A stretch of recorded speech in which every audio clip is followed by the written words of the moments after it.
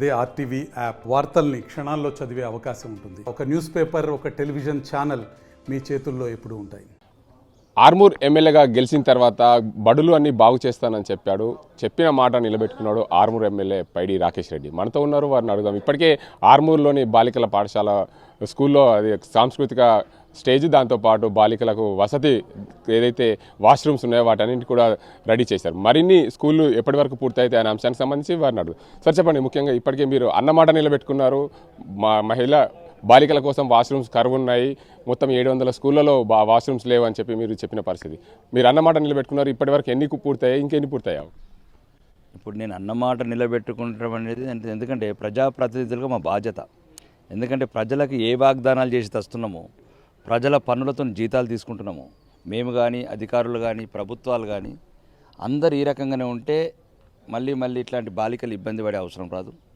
బాలికలు కావచ్చు, స్కూళ్ళలో ఉన్న బాలులు కావచ్చు. ఇక్కడ ఇప్పుడు ఆర్మూర్ స్కూల్లో మొత్తానికి దాన్ని కార్పొరేట్ స్కూల్ లాగా తీర్చిదిద్దాము వితిన్ 45 డేస్లో. అది ఒక మంచి మిత్రుల సహకారంతో అండ్ ఈ మధ్యన కలెక్టర్ గారు కూడా దానికి సహకారం అందించారు.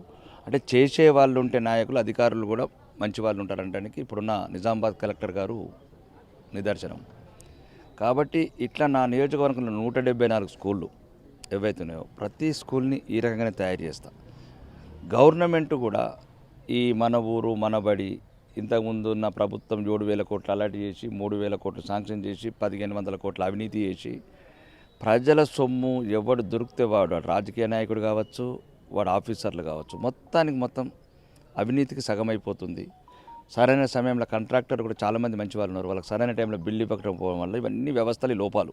ఇప్పుడున్న ప్రస్తుత ముఖ్యమంత్రి రేవంత్ రెడ్డి గారికి నేను చెప్పే ఒక విన్నపం ఏంటంటే, మీరు యంగ్ డైనామిక్ అని చెప్తున్నారు కదా స్పీచ్లలో ముఖ్యమంత్రి గారు, నువ్వు యంగ్ డైనామిక్ 10 ఏళ్ళు ఉంటావా 50 ఏళ్ళు ఉంటావా ఉండు, కానీ చూడు ఈ స్కూళ్ళలను చూడు, ఇక్కడ హాస్టళ్ళను చూడు. మా ఆరుమూరులో సుమారు 2,000 మంది అమ్మాయిలు చదువుకునే హాస్టల్, సోషల్ వెల్ఫేర్ది, ఉండటానికి ఒక హాస్టల్ బిల్డింగ్ లేదు, అద్దె కొంపెలు కూడా దొరుకుతలేవు. అంటే 200 మంది అమ్మాయిలు ఉండే దాంట్లో 600 మంది అమ్మాయిలు ఇరికిస్తున్నారు. నిన్నగాక మొన్న పెరికిట్లో కస్తూర్బా స్కూల్లో ఒక్క రూమ్లో 50 మంది పడుకుంటారు. ఒక చిన్న అమ్మాయి వచ్చి కంప్లీట్ చేస్తుంది.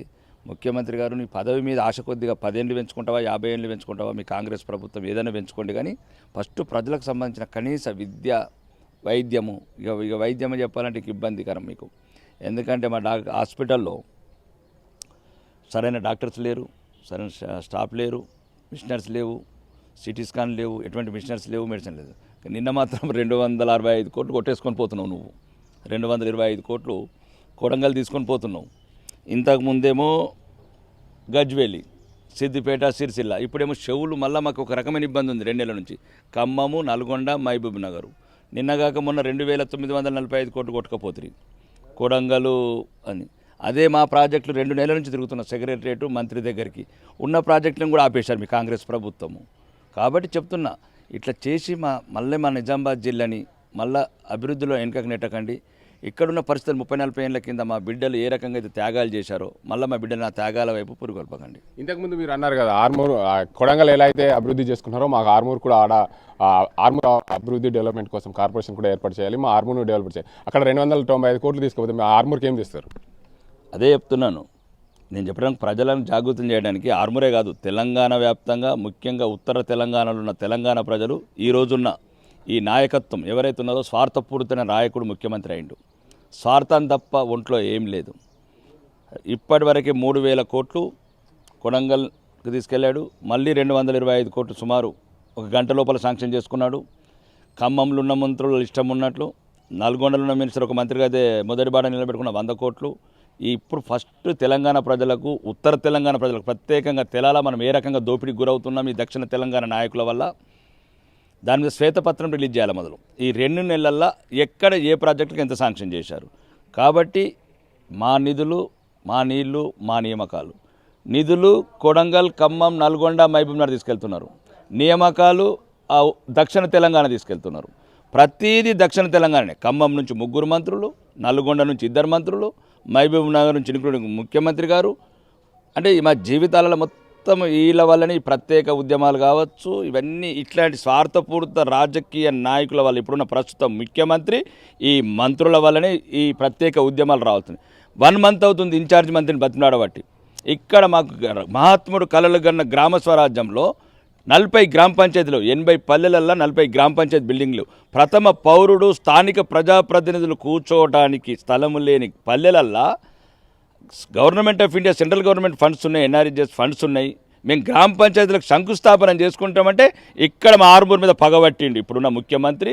అక్కడ ఒక దొరను పెట్టిండు మాకు, జూపెల్లి కృష్ణారావు అనే ఒక మహబూబ్ నగర్ మంత్రిని తీసుకొచ్చి ఈరోజు నిజామాబాద్ జిల్లా మీద ఒక కక్ష సాధింపింది.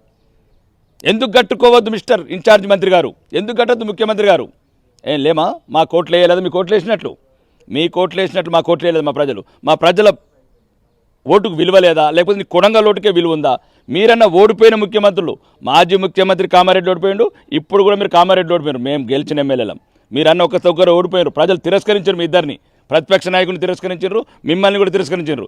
కొడంగల్లో ఓడిపోతే మల్కాజ్గిరి వెళ్ళారు, ఈరోజు మళ్ళీ కామారెడ్డిలో ఓడిపోతే కొడంగల్కి వచ్చారు. మీరన్నా మారుతున్నారు. కానీ దయచేసి ఈ కక్ష సాధింపు విధానాలు స్వస్తి బలికి ఇక్కడున్న మీ ఓడిపోయిన అభ్యర్థి కాంట్రాక్టర్లను బెదిరించడము, అధికారులను బెదిరించడము, గ్రామ సంఘాలను బెదిరించడము, అవినీతికి తెరలేపడము. మేము ఏదైతే అడ్డొచ్చి అన్ని క్రషర్లు ఇట్లా ఆపేస్తే హైదరాబాదులో మూలలు తీసుకొని మళ్ళా స్టార్ట్ చేపిస్తారా ఉంది. దీనికి ఒక రోజు దీనికి ప్రత్యేకంగా చివరికి ప్రజలే తీర్పు చెప్తారు. ఇప్పుడు పార్లమెంట్ ఎలక్షన్లో కూడా మీకు తగిన గుణపాఠం చెప్పే రోజు ముందు ఉంది.